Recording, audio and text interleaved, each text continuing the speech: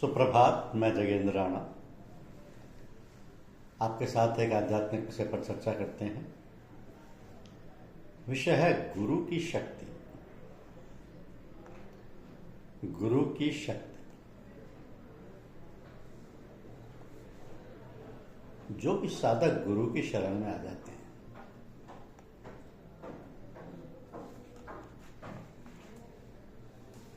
उनका स्मरण और चिंतन गुरु के अनुसार चलता रहता है। समय मिलने पर सत्संग में जाता है, उसे बिना परिश्रम ही सब कुछ मिल जाता है। साधक को केवल इतना करना होता है कि गर्व त्याग कर छोटा बनकर उनके चरणों में जा पड़े। इसके अतिरिक्त किसी क्रिया की, किसी परिश्रम की आवश्यकता नहीं होती। गुरु की शक्ति स्वयं उसे गोद में उठा लेती है और अमरलोक में पहुंचा देती है। यह उस गुरु की शक्ति उसके अपने शरीर और मस्तिष्क तक ही सीमित नहीं रहती, बल्कि जो साधक उनसे संबंध कर लेते हैं उनमें भी उतर जाती है और वो इस गुरु की शक्ति के सहारे उन्हीं सारे कामों को कर सकते हैं जो गुरु कर सकता था। परंतु संबंध ढीला पड़ने अथवा संबंध छूटने पर फिर उस शक्ति का उनके अंदर लोप हो जाता है और वो वैसे ही रह जाते हैं जैसे पहले थे। तो ये बात कोई असंभव नहीं है। इसको एक वैज्ञानिक दृष्टि से समझिए कि लोहे के एक ऐसे नाल को अपने एक हाथ में पकड़ो कि जिसमें चुंबकीय शक्ति अथवा मकनातीसी ताकत भरी हो, और दूसरे हाथ में एक ऐसी लोहे की छड़ या टुकड़े को पकड़ो जिसमें विद्युत शक्ति ना हो। फिर उस लोहे के टुकड़े को नाल के सिरे के समीप ले जाओ, बिल्कुल छुआओ, या बिल्कुल छुआओ मत, कुछ दूर रखो। अब उस टुकड़े के समीप लोह चूर्ण लाओ, लोहे का चूर्ण। तुम देखोगे कि वह सारा लोह चूर्ण एकदम उड़कर उस लोहे के टुकड़े से चिपक गया है। तो पीछे उस लोहे के टुकड़े को नाल से दूर हटाते जाओ। ज्यों-ज्यों वो दूर होता जाएगा त्यों ही लोह चूर्ण पृथ्वी पर गिरता हुआ दिखाई पड़ेगा, यहाँ तक कि सारा छूट जाएगा।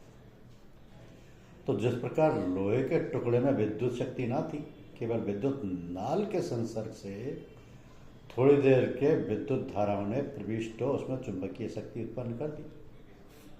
इसी प्रकार संगठित विचार और शांत चित्त महापुरुष दूसरों को अपनी शक्ति प्रदान करता है।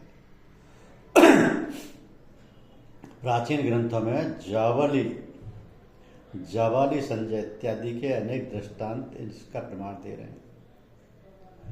परमहंस रामकृष्ण देव ने स्वामी विवेकानंद ने अपनी शक्ति का परिवर्तन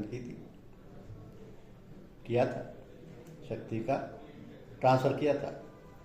श्री कबीर साहब ने धर्मदास जी को इसी प्रकार ऊपर उठाया था। हमारे साधकों को गुरुदेव ने इसके कितनी बार अनुभव कराए और आज भी ऐसा किया जा सकता है। परंतु नियम ये है कि पॉजिटिव को ग्रहण नहीं करती,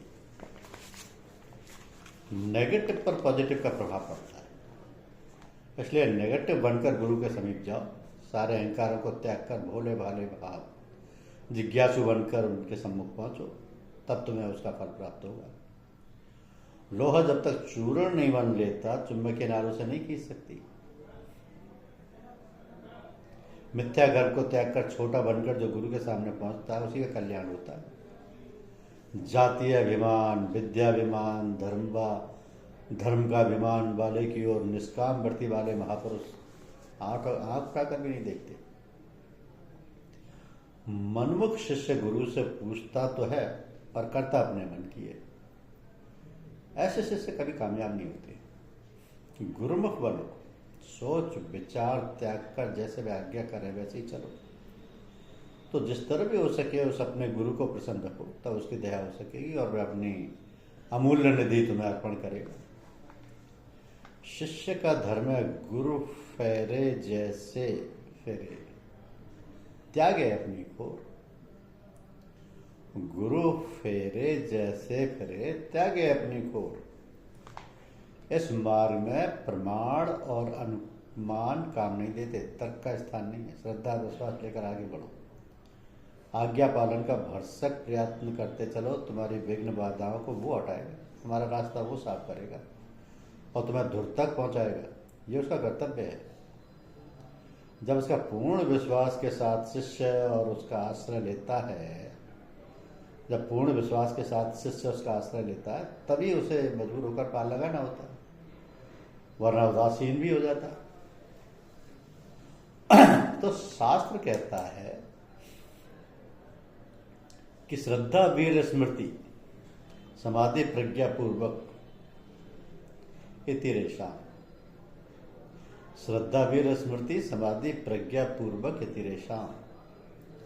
श्रद्धा हो, साहस हो, बल हो, गुरु के बताए हुए मार्ग की स्मृति हो, ऐसा अभ्यास हो कि जिसमें शरीर की और शरीर से बाहर की सुध बुध ना हो और उसके साथ अनुभवों का विवेक या विचार भी हो, तब साधक लोक से उठकर ऊपर को गमन करता है।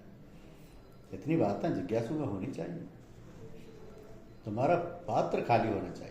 गुरु के समीप पहुंचने के समय तुम्हारा मस्तिष्क अपने रजोगुणी और तमोगुणी विचारों से अलग होना चाहिए, तभी उसके सत्व की आध्यात्म विचार उसमें प्रवेश कर सकेंगे।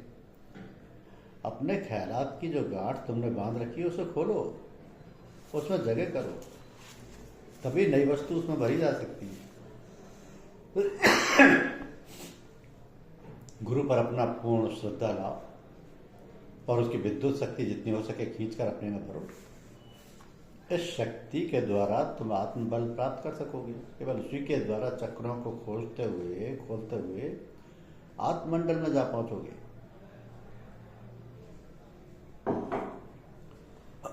इसी शक्ति को ग्रहण करते जाना तवज्जो लेना है। इसी शक्ति को ग्रहण करते जाना तवज्जो लेना है। जब तक सूरत का संबंध गुरु से नहीं जुड़ता तब तक शक्ति नहीं आएगी।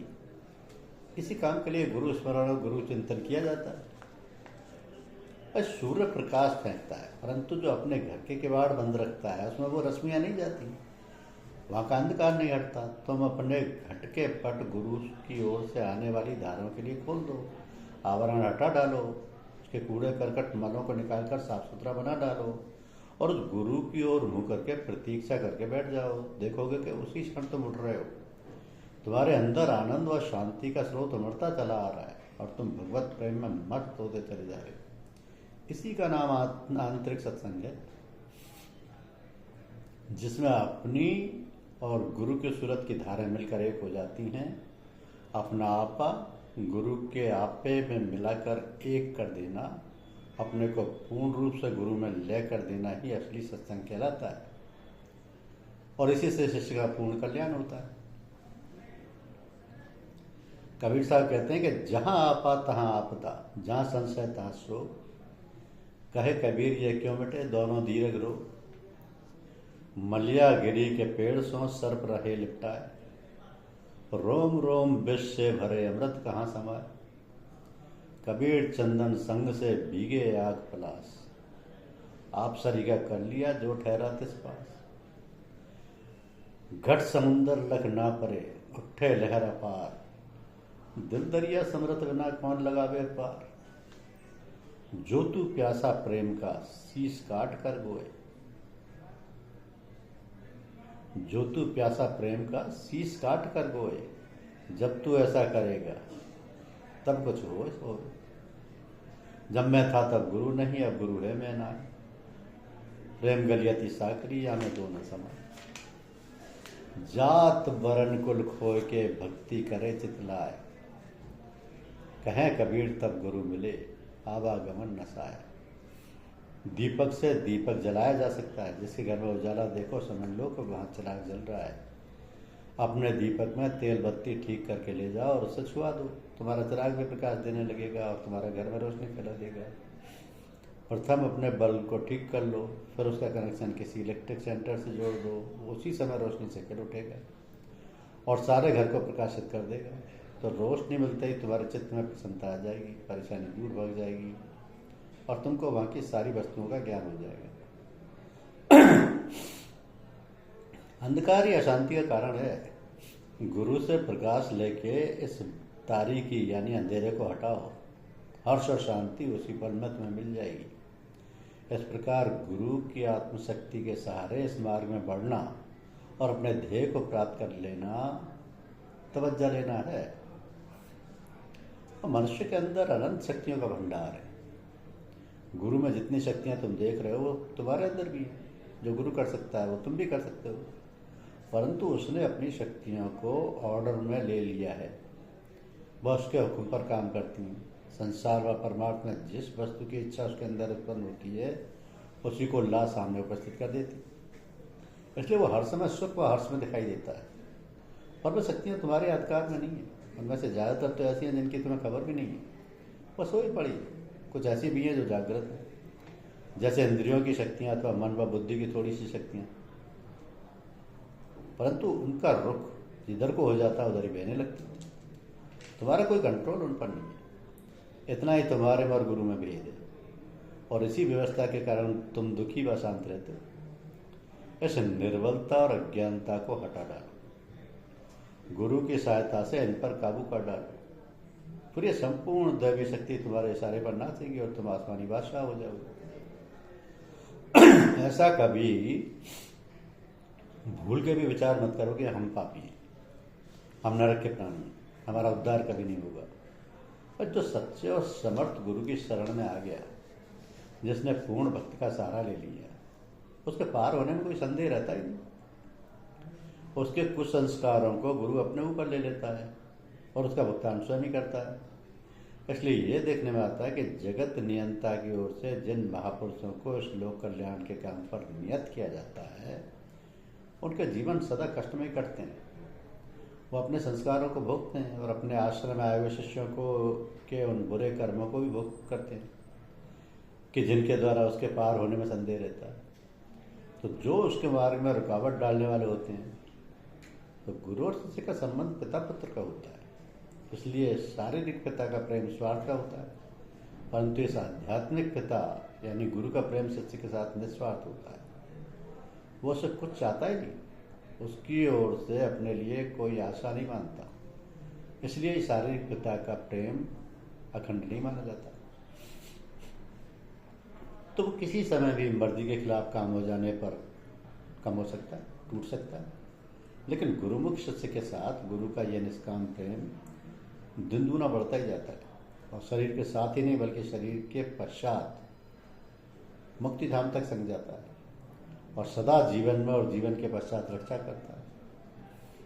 प्राकृतिक नियमानुसार कोई पिता अपने प्यारे पुत्र को कष्ट में नहीं रखना चाहता, खुद कष्ट झेलेगा और पुत्र को आराम देगा। इस नियम में बंध के गुरु स्वयं दुख उठाता है और शिष्य को परम सुख के धाम में पहुंचाता है। हमने शारीरिक पिता का प्रेम पार्थिव बतलाया है।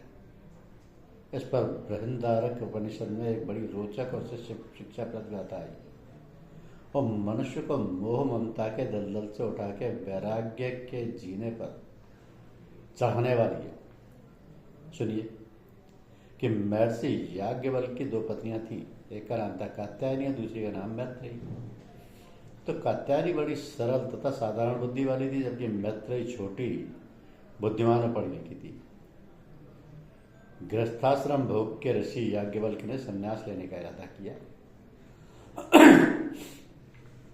उन्होंने दोनों को बुलाया और कहा, मैंने गृहस्थ आश्रम भोग लिया, अब समय संन्यास लेने का है। मैं चाहता हूँ कि जो कुछ मेरी संपत्ति और धन है उसे तुम दोनों में बराबर बांट दूँ और शेष जीवन विरक्त होकर व्यतीत करो। मेरी इच्छा है कि अंतिम ध्येय को इस शरीर में प्राप्त कर लूँ, ताकि फिर इस आवागमन के चक्र में ना पड़ना पड़े। मैं आशा करता हूँ कि शायद तुम दोनों मुझे ऐसा करने के लिए आज्ञा दोगी और कोई विघ्न मेरे रास्ते में ना डालोगी। कात्यायनी भोली वाली थी, कुछ ना बोली। मैत्रेयी चंचल और ज्ञानवान थी, सोच रही खुद तो अमृत की तलाश में जा रहे हैं और हमको इस बंधन में जकड़े जाते हैं। धन का मैं क्या करूँगी, मैं तो अर्धांगिनी हूँ, मुझे भी वही चीज़ देनी चाहिए जिसकी खुद तुम उन्हें तलाश है। मैं इस काबे में नहीं आ सकती, मैं इस संपत्ति को ना लूँगी और ना वह मुझे पसंद है। तो वो बोली, भगवान यदि सारी पृथ्वी का राज्य और तीनों लोगों की संपत्ति मुझे मिल जाए तो इससे मुझे अमृत प्राप्त हो सकेगा या नहीं? यह आप मुझसे कथन करें। याज्ञवल्क्य ने उत्तर दिया, सो तो नहीं हो सकता। थोड़ा शारीरिक सुख मिल सकता है, वो भी स्थायी नहीं। संसारी धनी लोगों का सा जीवन बन सकता है, मोक्ष तो ये वस्तु नहीं दे सकती। मैत्रेय ने कहा, तो फिर वो चीज आप मुझे दें जिससे अमृत मिले। ऐसे धन व वैभव से मुझे घृणा है, मुझे इनकी चाहना नहीं। महर्षि उसकी इस बात से बड़े प्रसन्न हुए, मुस्कुराए, बोले, मैत्रेय तू बड़ी बुद्धिमान है, बड़ा ही सुंदर और प्रिय कथन करती है। आओ मेरे पास बैठो, मैं तुम्हें उस ब्रह्म विद्या का उपदेश करूंगा कि जिससे आत्म तत्व का दर्शन होता है और अमरत्व प्राप्त होता है। सुनो। किस्सा होगा, छन्नवारे पुत्र कामाय पति प्रियो भवत्यामनस्तु कामाय पति प्रिय भवति नवारे जायाय कामाय जाया प्रिया भवत्या नस्तु कामाय जाया प्रिया स्वाति भवति इत्यादि। कि संसारी प्रीति सब स्वार्थ की है। स्त्री अपने पति को जो प्यार करती है वो अपनी वासनाओं की तृप्ति और अपने सुख के लिए करती है, और यदि इनमें कमी पड़ जाए तो ये बात भी नहीं करती। इसी प्रकार पति जो पत्नी को प्यार करता है वो भी अपनी कामनाओं के लिए करता है। यदि विचारो तो भी पता चलेगा कि माता पिता जो पुत्र पर प्यार करते हैं उसमें भी कुछ आशाएं व लोक व परलोक की छिपी रहती है। वो बुढ़ापे में कमाई खाने और सेवा कराने के इच्छुक रहते हैं। पुत्र के श्राद्ध से परलोक में सुख मिलता है, ऐसा उन्होंने सुन रखा है, इसलिए उनका प्रेम पुत्र व इंसान से होता है। इसमें भी निष्कामता कहाँ है? इसी तरह धन वैभव कुटुंब इष्ट मित्र इत्यादि, यहाँ तक कि विद्या देवता और ईश्वर तक से जो प्रेम किया जाए वह सब अपने लिए ही वो करता है। यदि उसे ऐसा विश्वास दिला दिया जाए कि इस ईश्वर पूजन और धर्म के कार्यों से तुम्हें कोई लाभ स्वर्ग का, मोक्ष का या इहलोक का नहीं मिल सकता, तो उधर से उसकी रुचि हट जाती है और उसे छोड़ बैठता है। तो इष्ट मित्र और कुटुंब वाले जब तक उनके काम निकलते रहते हैं तभी तक अपने रहते हैं, पीछे दुश्मन दिखाई देते हैं। ज्ञानदाता गुरु भी इसीलिए प्रिय होता है कि उसके द्वारा मोक्ष मिलने की आशा है, वो ईश्वर दर्शन करा देगा। जहाँ इसमें रुकावट दिखाई दी गुरु की ओर से भी भाव बदले और घृणा हो गई इत्यादि। तो मनुष्य जब इन सब बातों पर विचार करने लगता है तो इस परिणाम पर पहुंचता है कि कोई किसी का प्यारा नहीं है, केवल अपनी आत्मा ही प्यारी है। जिन प्राणियों से, जिन वस्तुओं से आत्मा को सुख व हर्ष मिलता है वो प्यारी लगती है, और जिनसे इसमें कमी आती है उनसे घृणा व द्वेष करने लगता है, और इन्हीं राग द्वेष रूपी रस्सी में जकड़ा हुआ कभी ऊपर खिंचता है, कभी नीचे आता है और परेशान होता है। पशु पक्षी भी संतान को इसलिए प्यार करते हैं, ऐसा करने पर उनकी आत्मा को प्रसन्नता व आनंद मिलता है। तो इन सब बातों के देखने से पता चलता है कि सब थोथा झंझट है, केवल आत्मा ही मुख्य है। जो आत्मा है वही हम है और उसी के लिए सब कुछ है। इसलिए हे देवी मैत्रेयी, तू शरीर से दृष्टि हटा और आत्मा को देख, उसी की बात सुन, उसी के लिए मनन कर और उसी को गुरु के बताए हुए मार्ग का अनुसरण करते हुए ध्यान और समाधि द्वारा साक्षात कर। जिसने इसको जान लिया, जिसे इसका ज्ञान हो गया, वह सब कुछ जान गया, संपूर्ण ब्रह्मांड का राजा बन गया, अमरत्व मोक्ष उसके अधिकार में आ गया। मैत्रेय, ये संसार माया का एक खेल है, इसमें भिन्न भिन्न रूप के खिलौने इस मोहमयी माया ने बना रखे हैं। ये सब जड़ हैं, उनमें ना कोई सत्ता है ना चेतनता। आत्मा जब अपनी शक्ति प्रदान करता है तब उनमें प्रवेश कर जाता है, तब वे हरकत में आते और अलग अलग भासते हैं। बाहर से वे जुदा जुदा है, परंतु भीतर सब में एक ही आत्मा व्याप्त हो उनका चैतन्य बना रही है। उनके अंदर जो शक्ति है वह आत्मा की है, जो ज्ञान व आनंद है, जो सुंदरता दिखाई देती है, वह सब आत्मा द्वारा आई हुई है। अज्ञानी उन्हें अलग अलग देखता है, मेरे तेरे के भ्रम में पड़ के कष्ट उठाता है और दुखी होता है। तो ज्ञानवान सब में अपने ही रूप को देखता है, सबको अपना ही समझता है, सबसे प्यार करता है और सबके अंदर एक ही तत्व यानी आत्मा को व्यापक रूप से उसे दृष्टिगत होता है। तो हे मैत्रेय, भेद दृष्टि दूर करके एकत्व भाव को प्राप्त कर लेना ही मुक्ति मार्ग है, और यही मनुष्य के लिए सबसे ऊंचा ध्येय है। तो मैत्रेय, जिस प्रकार बिना संख्या धुंधुवी के घोर शब्दों की ध्वनि में दूसरे शब्द छिप जाते हैं, वही एक शब्द सब पर छा जाता है। इसी प्रकार ज्ञानी को परमात्मा के अंतर्गत सारे संसारी पदार्थ अनुभव होते हैं, परंतु इसके लिए ब्रह्म के आश्रित होने की आवश्यकता नहीं है। जब तक जिज्ञासु पूर्ण रूप से समर्पण नहीं करता, गुरु का सहारा नहीं लेता, तब तक किसी साधन से ऐसी दृष्टि उसे नहीं मिलती। जैसे अग्नि जल में धुआं व चिंगारी रूप से चारों ओर फैल जाती है, उसी तरह एक परमात्मा अनेक रूपों से, अनेकों रूप से सारे ब्रह्मांड में व्याप्त संपूर्ण प्राणी और संपूर्ण लोक लोकांतर में उनके पदार्थ उस एक वस्तु के ही दूसरे रूप हैं। जिस प्रकार नमक जल में डाल देने पर वह घुल के उसके एक एक कण में समा जाता है और एक ही रूप नजर आता है, परंतु चखने पर उसका भास होता है, उसी तरह वह ब्रह्म सब में मौजूद होते हुए भी दृष्टिगोचर नहीं होता। जो अभ्यास व सत्संग से उसे खोजता है, सारे गर्वों को त्याग के उसके आश्रित अपने को करता है, उसी को वह दर्शन देता है और उसके सारे भ्रमों को मिटा देता है। उस समय साधक के ज्ञान नेत्र खुलते हैं और नाम व रूप की उपाधियां सारी उसे मिथ्या जान पड़ती हैं। मैं और तू मिलके एक हो जाते हैं। तो मैत्रेय, जब तक द्वैत है तब तक दूसरा दूसरे को देखता, सुनता और उसे कथन करता है। जहाँ सब अपने आप ही है, वह कौन किसको देखे, कौन उसको विचारे, किस तरह जाने। परमात्मा को वेद नेति नेति कहते हैं।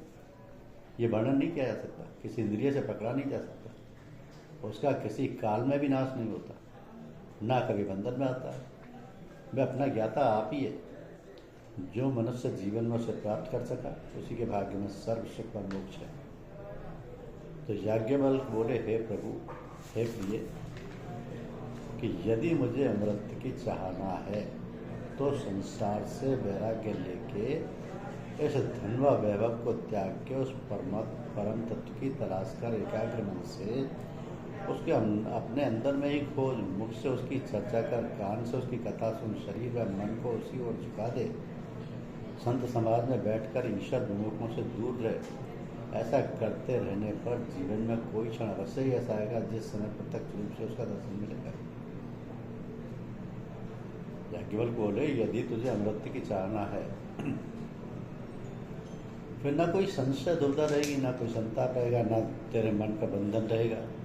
चारों ओर प्रेमानंदी बिखरा पड़ा दिखाई देगा, जिसको पाके तू कृतकृत्य हो जाएगी। यही सबसे ऊंचा ज्ञान है, जिसकी प्राप्ति का साधन भी मैंने तुझे बता दिया। अब आगे तेरा कर्तव्य था। इतना कथन के महर्षि उठ गई कि महर्षि उठकर बन कर चल गई और मैत्रेय संतुष्ट अपने साधन में जुट गए। सभी खिलौने खांड खिलौना माई, तैसे ही सब जग ब्रह्म जगत में माई। अरे खांड खिलौने दो नहीं, खांड खिलौने एक, देते सब जग देखिए, किया कबीरा विवेक। हीरा गुरु का शब्द है, हृदय माही देख, बाहर भीतर भर रहा ऐसा अगम लेख। समदृष्टि सतगुर किया, भरम भया सब दूर, हुआ उजाला ज्ञान का, होगा निर्मल सूर। समदृष्टि सतगुरु किया, भरम भया सब दूर, दूजा कोई देखूं नहीं, राम रहा भरपूर। तो तवज्जो देने के पूर्व गुरु के लिए लाजमी होता है कि वह उस परम पुरुष परमात्मा से तद्रूपता प्राप्त कर ले, वरना उसका लाभ पूर्ण रूप से शिष्य को नहीं पहुंचेगा। परमात्मा तत्व अति सूक्ष्म है। कभी कभी महान आत्माओं को भी अपने लिए ये अवस्था प्राप्त करने में कठिनाई आ जाती है। सूरत की धार एकदम इतनी ऊंची नहीं चढ़ पाती कि वह दिव्य लोकों को चीरते ही परम धाम तक पहुंच सके और वहां से सीधी आनंदमयी धारें खींच सके। उस समय यह उचित है कि वह अपने गुरु की ओर झुक जाए और उससे इतनी घनिष्ठता पैदा करे कि अपना रूप ही गुरु रूप से भासने लगे। ऐसा हो जाने के 2-4 मिनट बाद ही उसका संबंध अमर लोक से हो जाएगा और उसमें वही अवस्था उतर आएगी जिसे वह चाह रहा था। इस क्रिया से सीधा संबंध, इस क्रिया में सीधा संबंध नहीं होता बल्कि वंश परंपरा के सिलसिले से होता है। जैसे जिस दिव्य आत्मा या गुरु से हमने अपनी सूरत की धार जुटाई है, उसका संबंध अपने गुरु की दिव्य आत्मा से है और उसका अपने गुरु से। इसी तरह ये सिलसिला अंत तक जा पहुंचता है और निर्धान में क्षोभ उत्पन्न कर देता है। उसी क्षण अमृतमयी वर्षा प्रारंभ हो जाती है और जैसे ही ये ऐसे ही है जैसे कोई अपना कनेक्शन किसी विद्युत सेंटर से जोड़ दे तो उस सेंटर के द्वारा पावर हाउस से करंट आ जाता है। संत मत में गुरु बीच का सेंटर माना जाता है, जो शिष्य का रिश्ता प्रभु से जोड़ता और दूर तक पहुंचाता है। इसी कारण से अनेक संत और सूफियों ने गुरु का दर्जा अपने लिए ईश्वर से बड़ा माना है। उनको ईश्वर से कोई सरोकार ही नहीं था। कई एक ने तो ईश्वर की ओर आंख उठा के भी नहीं देखा, न उसका कभी नाम लिया। उसके लिए जो कुछ भी था वो गुरु ही था। उसका ही चिंतन किया, उसी का ध्यान किया और उसी का नाम जपा और उसी के द्वारा सब कुछ प्राप्त कर लिया। रामायण में एक प्रसंग आया है जहाँ पर महर्षि वाल्मीकि से भगवान राम अपने निवास के लिए स्थान पूछ रहे हैं। महर्षि ने अनेक स्थान बताए, वहाँ पर ऐसे बताए जो जिज्ञासुओं के बड़े काम। ये है गुरु की महिमा। धन्यवाद।